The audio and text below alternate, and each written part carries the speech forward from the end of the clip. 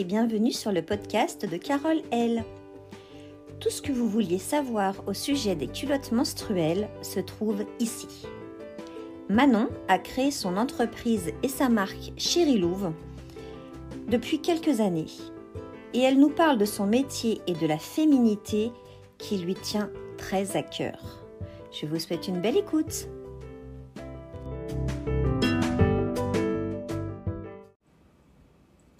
Bonjour Manon. Bonjour.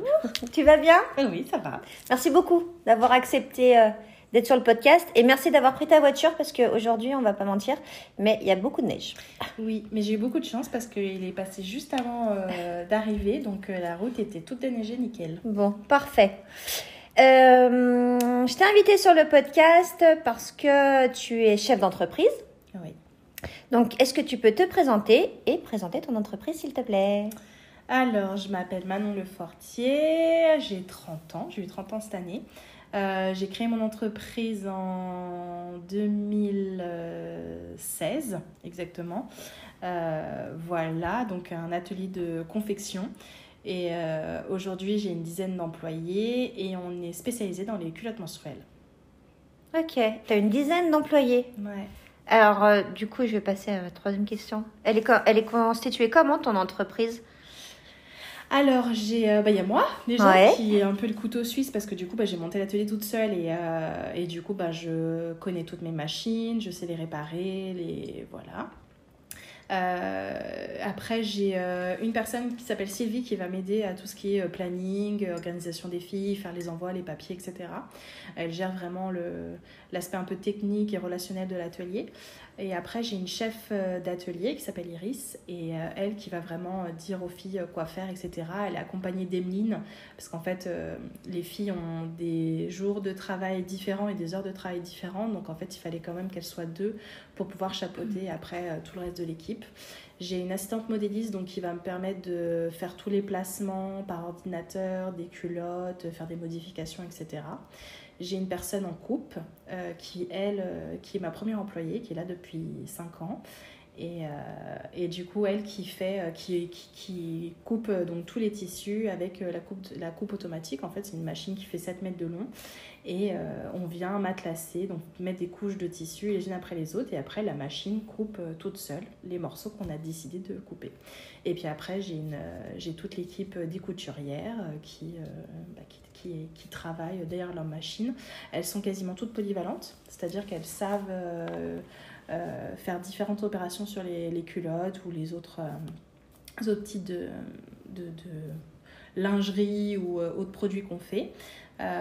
Voilà, parce que je trouve que c'est quand même plus intéressant de savoir faire plus de choses plutôt que d'être toujours derrière sa machine, avoir un truc un peu redondant ou après derrière le mental il fait tuk et puis c'est pas cool quoi. Ah ouais, comme à l'usine. Ouais, exactement, voilà. Nous c'est quand même une entreprise, je dis familiale alors qu'il n'y a personne de ma famille. Hein. Ouais, mais voilà, avec une ambiance familiale. Une ambiance un peu plus cool surtout.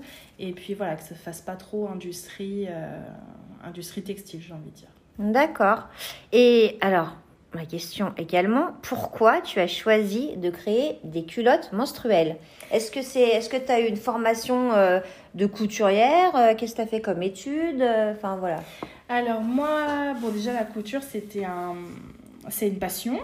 Depuis toute petite, ma mère, elle nous fait nos vêtements et ouais, j'adore le bruit du ciseau, l'odeur du tissu, enfin, c'est vraiment, voilà, c'était dingue.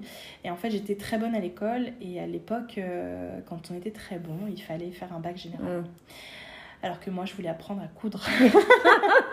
et du coup, voilà, donc j'avais dit à l'époque, ok, je vais faire un bac art appliqué. Donc c'est un bac où tu apprends... voilà, dessiner, faire des recherches, l'histoire de l'art, tout ça. C'était quelque chose qui voilà, j'aimais bien. J'avais dit, si je suis prise là-bas, parce que c'était quand même un niveau assez élevé, je fais mon bac. Mais sinon, si je suis pas prise, je vais en bac pro. D'accord. J'ai été prise. Bon, c'était quand même super parce que j'ai rencontré mes meilleurs amis là-bas et... c'est une super expérience. C'était très dur parce qu'on travaillait quand même beaucoup. On avait nos heures de cours normaux et puis derrière, toutes les heures de cours d'art appliqué. Et en fait, pendant ces 3 ans, je me suis rendu compte que j'étais une personne très technique. En fait, j'aimais les dessins techniques, j'aimais enfin pas la mécanique, mais voilà, tout ce qui était un peu aspect technique, c'était ce que je préférais en fait. Dessiner, créer, c'est pas le truc de ouf voilà, qui me faisait vibrer. Et du coup, suite à ça, j'ai dit à mes parents qu'il fallait que je fasse un bac pour apprendre à coudre.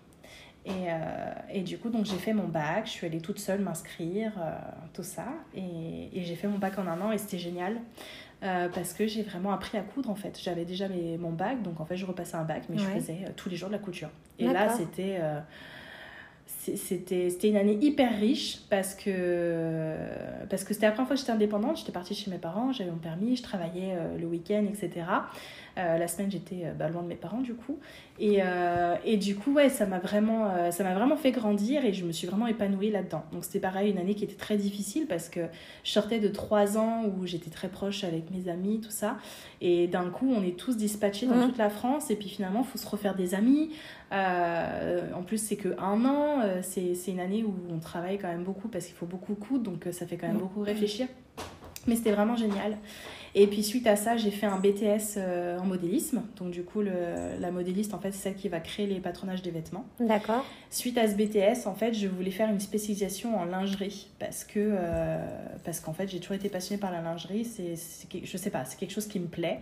Et voilà. Et du coup, j'ai pas fait ma formation en lingerie. J'ai continué en licence. J'ai été prise en alternance... donc toujours en modélisme du coup dans le sud de la France et on faisait des pyjamas du homeware, des choses comme ça et pareil j'ai appris plein de choses, enfin c'était vraiment génial et du coup voilà donc, mais je me suis pas spécialisée en lingerie. Suite à ça j'ai eu des premières expériences professionnelles etc. Puis j'étais avec mon mari avec mon mari et en fait on a décidé de retourner vivre sur Lyon parce qu'en fait j'étais partie à l'autre bout de la France. Et arrivée à Lyon, mon père me dit que ce serait bien que je monte ma boîte. Et j'étais là, genre, non, mais papa, monter sa boîte de modélisme, c'est pas ouf. Et en même temps, je trouvais pas de métier qui me plaisait. Donc, j'avais trouvé quelque chose, voilà, je travaillais pour des Suisses. Voilà, c'était pas l'éclate. Vraiment, je m'éclatais pas, j'étais triste. En plus, Romain était pas encore arrivé sur Lyon, j'étais chez mes parents. Enfin, ça faisait plus de 5 ans que je vivais toute seule et d'un coup on retourne chez ses parents, c'est compliqué. C'est un peu compliqué même si j'adore mes parents. C'est ce que j'allais dire, même si on les aime c'est compliqué. Ouais, parce que du coup j'étais plus libre comme j'étais avant en fait. Et puis surtout je faisais pas quelque chose qui me plaisait. Et puis un jour sur le Bon Coin je cherche des machines à coudre, je suis une fan de Bon Coin, j'aime bien farfouiller tout ça. Et puis je trouve un lot à vendre, des machines à coudre d'une ancienne modéliste en fait, freelance, qui avait une petite table de coupe, 5 machines à coudre industrielles, des patronages de vêtements, enfin tout pour s'installer en fait. Et du coup, je me rappelle, je monte vite chez ma mère et je lui dis « Maman, regarde ce que j'ai trouvé ». Elle me dit oh, mais c'est trop bien et tout. Donc j'appelle tout de suite la dame, un super feeling au téléphone, je lui explique mon parcours, tout ça. Et puis elle me dit venez me rencontrer. Donc on y va et tout, on va la rencontrer. Et là c'était l'apothéose pour moi parce que je me disais mais avoir mon atelier, mais c'est trop bien. C'était déjà une passion, mais là d'avoir des machines industrielles, de recréer un petit atelier, c'était fou quoi. Et puis le soir, on va au restaurant avec mes parents et là, mon père me dit non, mais t'inquiète pas, on va t'installer, on va trouver une petite place dans l'atelier. Et en fait, ils m'ont créé une mezzanine de 80 mètres carrés. Et donc, je crois, 4 mois plus tard, on installait les machines. D'accord. Et puis, ça commençait. Et en fait, à l'époque, du coup, quand ça m'a lancée comme ça, enfin voilà, j'ai eu du temps à réfléchir parce que du coup, voilà, je savais que j'allais acheter ça, il fallait faire les travaux, tout ça. Et en fait, je m'imaginais dans ma tête, je me revois en fait tapisser, peindre mes trucs et tout. Et je me disais, mais bientôt, j'aurai des employés, bientôt, on fera plein de choses et tout. Voilà, c'était vraiment la vision que j'avais, c'était ça en fait, d'avoir une entreprise avec des salariés, apprendre mon métier, enfin transmettre, c'était vraiment ça. Et puis, toujours cette idée de lingerie dans ma tête, mais pas les formations. Donc, en fait, à l'époque, je me rappelle, j'avais appelé des centres de formation pour essayer de faire des initiations à la lingerie, des choses comme ça. Puis bon, en fait, on n'a pas le temps parce que quand on monte une entreprise, c'est compliqué parce qu'il faut déjà chercher des clients. Donc, pour le coup, j'ai assez de chance parce qu'en fait, j'ai trouvé des clients très vite, très réguliers. Et du coup, voilà, donc j'ai pu avoir un roulement qui s'est fait assez rapidement. Derrière, j'ai pu renouveler mes machines, j'ai pu... Enfin voilà, tout est monté assez vite, mais progressivement, en fait, étape par étape. Au bout de 3 ans, au bout de 2 ans, j'avais pu acheter la coupe le logiciel pour faire le modélisme directement par ordinateur. J'avais mes salariés, enfin voilà. Ça montait et toujours cette idée de lingerie dans la tête. Et puis un jour, je réponds à une annonce sur Internet. C'était une dame qui cherchait à faire des culottes menstruelles, à développer et à faire du Made in France sur des culottes menstruelles. À l'époque, on est en 2018. Je viens juste d'acheter mon logiciel. Et du coup, je réponds à cette annonce et je lui ai dit, écoutez, je connais pas les culottes menstruelles.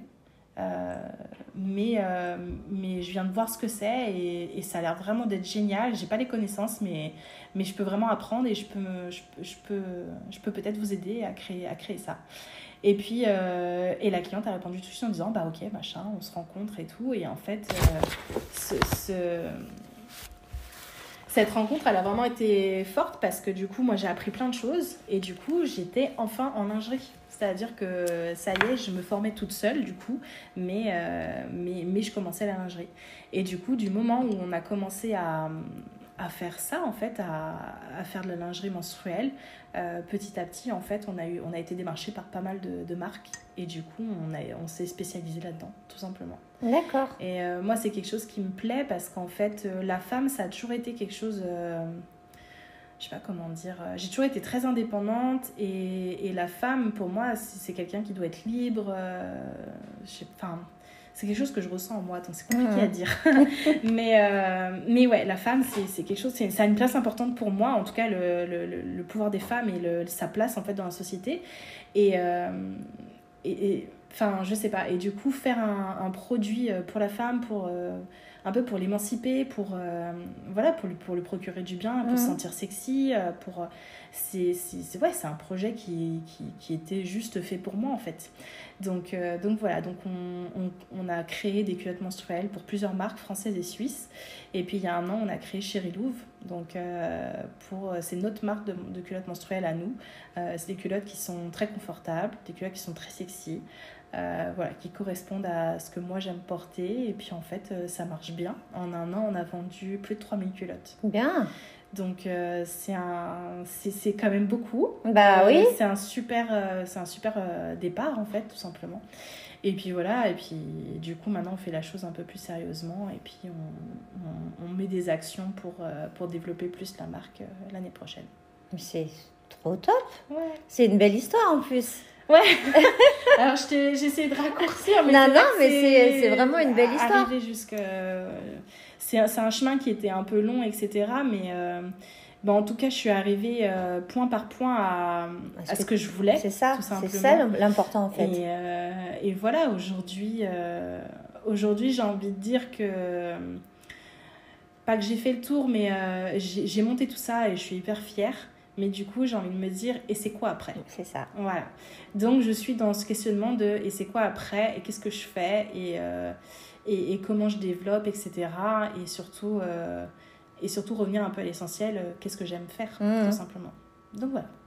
Ok, parce que oui, je voulais savoir si tu avais, à part on parlera des culottes menstruelles après, mais si tu avais d'autres produits en vue, en tête que les culottes, ou est-ce que tu fais autre chose ? Où tu fais simplement que des culottes pour tes clients et pour Chérie Louve, mais où tu fais des soutiens-gorge ou des... je sais pas. On fait des brassières. Alors, tout ce qui est avec armature, on ne pourra pas le faire parce que c'est des machines qui sont spéciales et que nous, on n'a pas. Il faut savoir que le monde de la lingerie, c'est quand même très spécifique. Déjà, nous, on arrive avec des machines qui ne sont pas conformes, enfin pas conformes, mais pas conventionnelles dans la lingerie, c'est-à-dire j'ai trouvé mes techniques à moi pour faire des choses qui sont plus rapides, mais plus résistantes dans le temps aussi.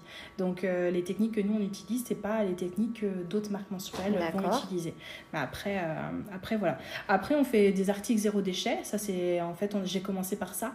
Donc, on va faire des éponges lavables, des petits sacs, voilà, plein de petites choses comme ça. On fait aussi quelques vêtements, surtout de la maille, donc c'est-à-dire tout ce qui est jogging, t-shirt, sweat, voilà. Ah d'accord, c'est des choses qu'on fait pour nos autres clients. Après, au niveau de Chérie Louve, j'aimerais en fait que Chérie Louve devienne un peu une marque où la femme peut s'habiller aussi, pas forcément que menstruelle, mais c'est quelque chose qui viendra plus tard.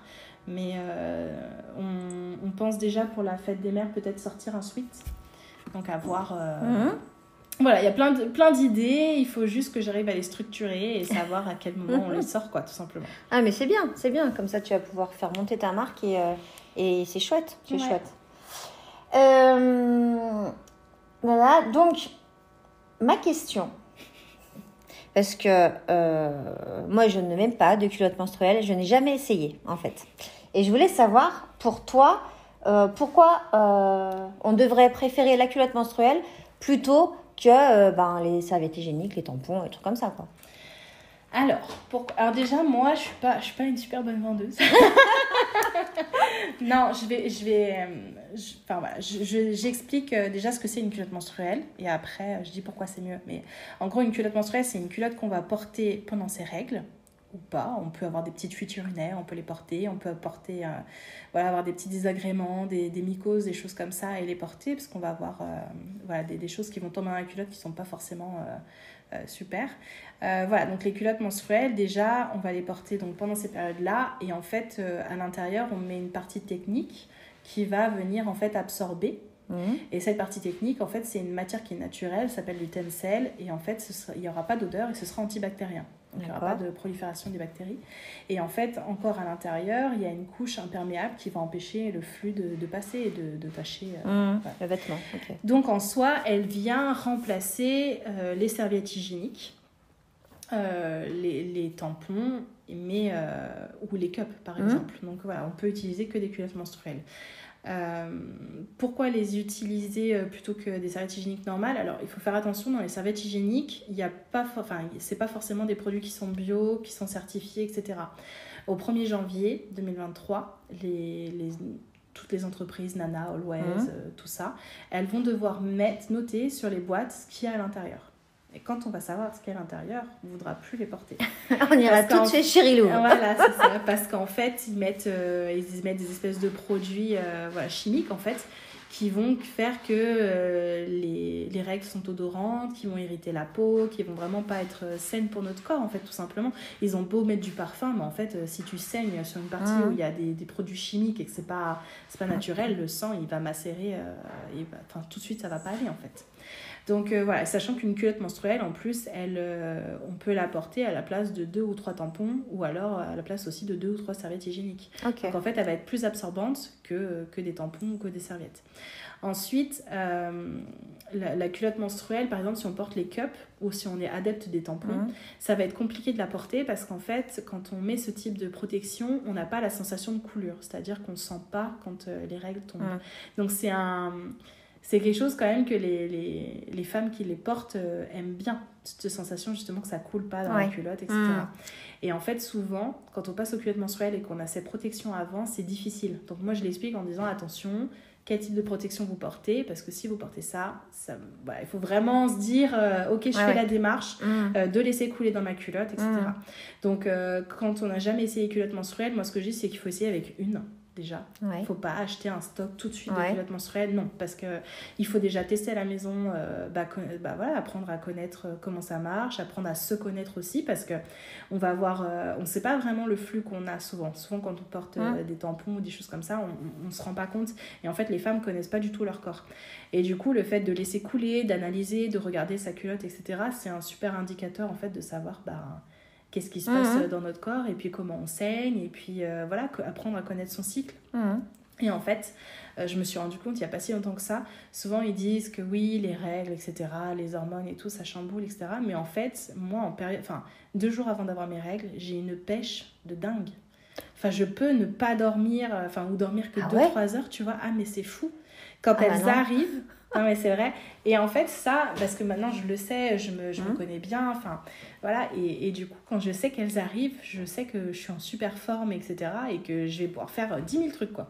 On n'est pas fait pareil, hein, parce que moi je dors pendant 2 jours et je dis elles vont arriver. Ça va arriver. Après chacun son cycle différemment, mais c'est vrai que quand on apprend à se connaître et à faire attention à ses cycles, en fait on reprend notre pouvoir féminin, en fait, tout simplement, et après on sait l'exploiter, on sait beaucoup mieux l'exploiter, et on se connaît beaucoup mieux aussi, tu vois. Quand les règles elles arrivent, pareil, parce que les personnes qui prennent pas de contraception ou quoi, qui qui laissent couler leurs règles, etc., elles vont avoir des pics un peu on parle du syndrome prémenstruel, etc. Et en fait, du coup, quand on le laisse arriver, quand on sait qu'il est là, on l'accueille avec beaucoup plus de...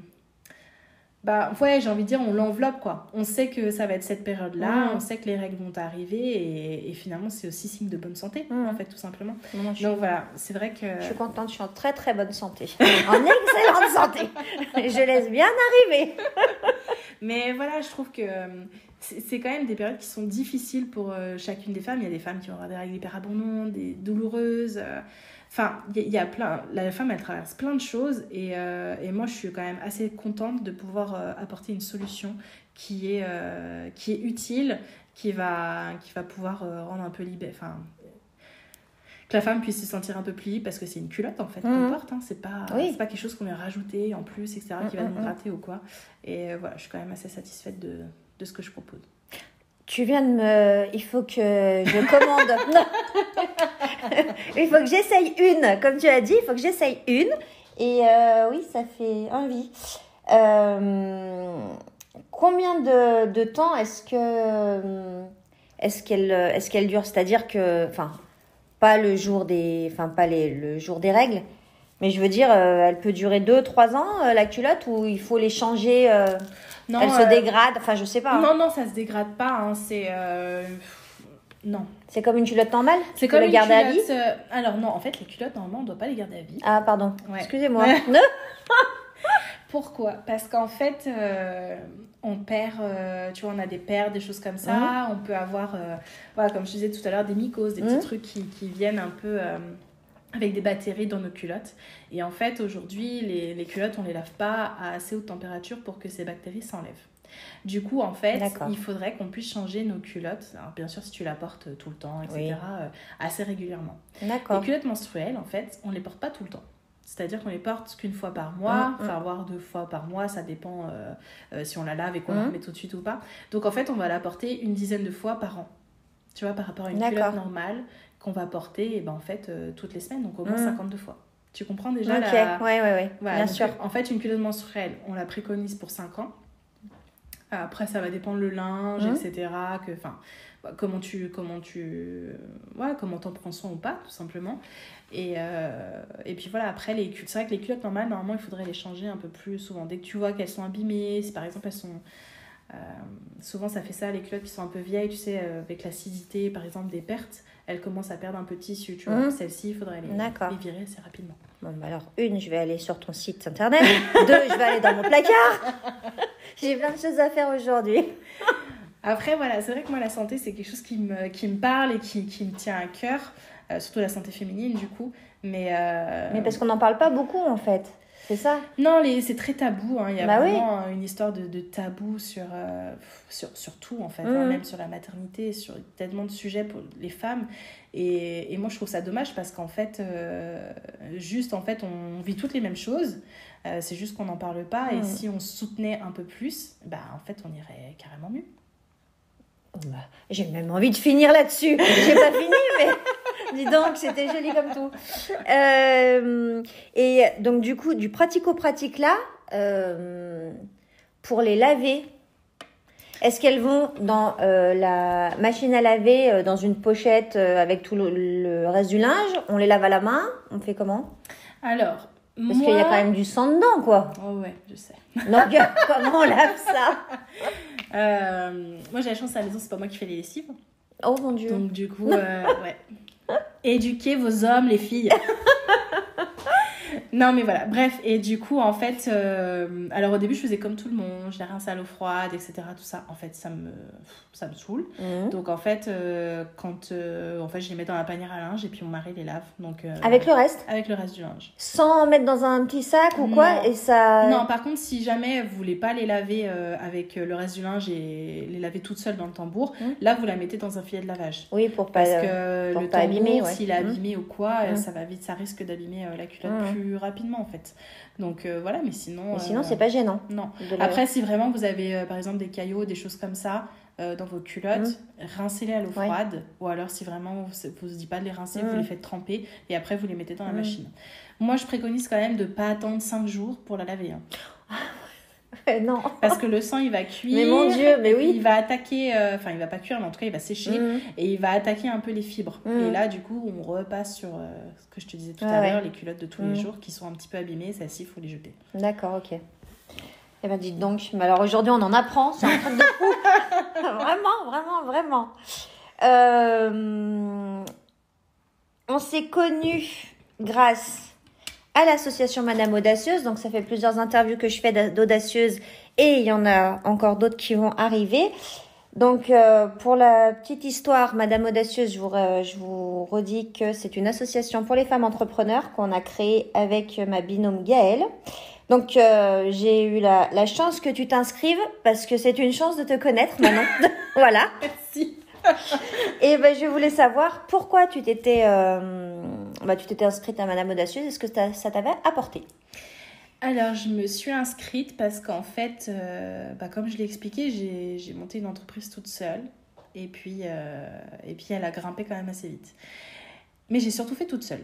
Et du coup, en fait, aujourd'hui, comme je disais, je cherche un peu à savoir qu'est-ce que c'est l'après. Et en fait, j'avais besoin d'aller puiser chez les autres femmes un peu leur énergie. T'as bien fait. Voilà. Donc, du coup, j'avais vu vos publications Facebook ou Instagram et je m'étais dit, non, mais il faut que j'y aille. Et puis, comme d'habitude, le temps passe. Donc, je suis arrivée qu'en cours d'année, mais en fait, ça m'a fait un bien fou. Et c'est vrai que ma vie, elle est quand même très rythmée. Enfin, je m'arrête jamais, je travaille... bref, beaucoup. Oui. Et en plus de gérer mes 3 enfants, tout ça. Mais du coup, c'était... ça m'a fait du bien, en fait. Déjà de rencontrer d'autres personnes que juste les personnes avec qui on travaille, nos collègues, etc. Et puis, en fait, se dire qu'on n'est pas toute seule et qu'en fait, on traverse toutes les mêmes choses. Les doutes, etc. Alors, bien sûr, je pense que j'ai... c'est pas méchant ce que je vais dire, j'ai traversé des choses toute seule, du coup, donc c'est vrai que les filles, souvent, elles sont un peu en début ou au milieu de leur entreprise. C'est des choses, que j'ai déjà vécues, donc je sais... Mais on apprend de toi aussi, hein, c'est sûr. Je sais pas, mais en tout cas, si. voilà, je suis un peu plus... je sais pas comment dire, mais en fait, la vie d'entrepreneur, c'est tellement en dents de scie. Il y a des fois, ça va bien, des fois, ça va pas, des fois, ça va super bien, et puis des fois, ça va pas du tout. Et ça, en fait, je l'ai tellement vécu au cours de toutes ces années que... Ouais, t'as une petite expérience quand même, voilà. C'est ça.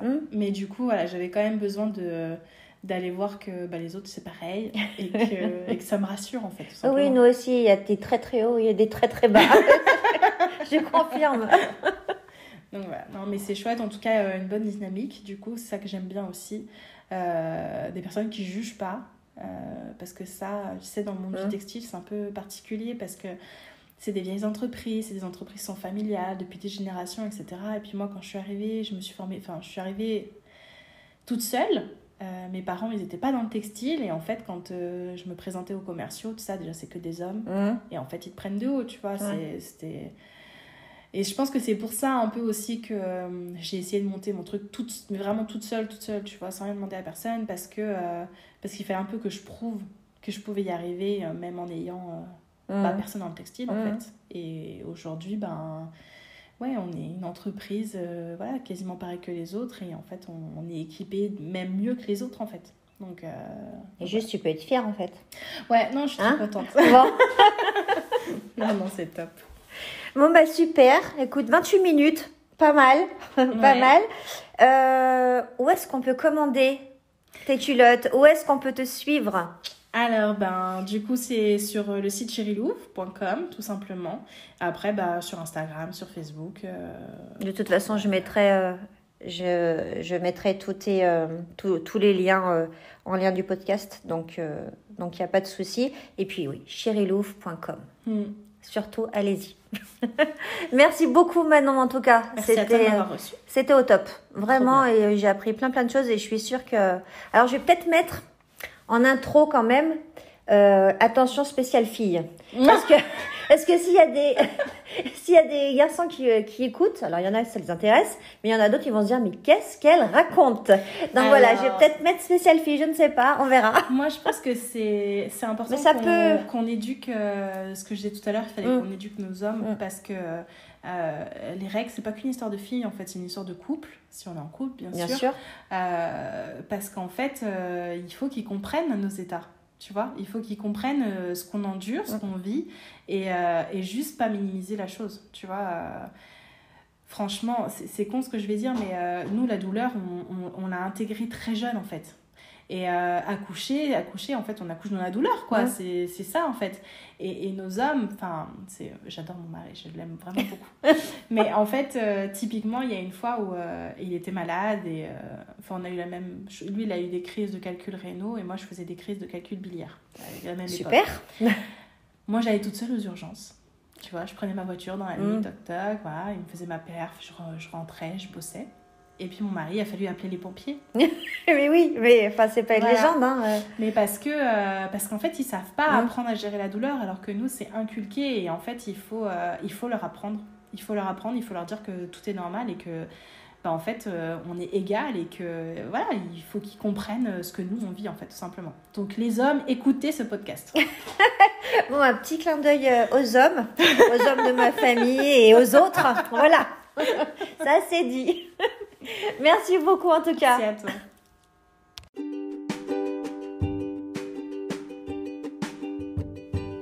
Merci pour votre écoute. Si vous souhaitez prendre contact avec Manon et que ces produits Made in France vous intéressent, vous trouverez les liens des réseaux sociaux et de son site internet en description de cet épisode.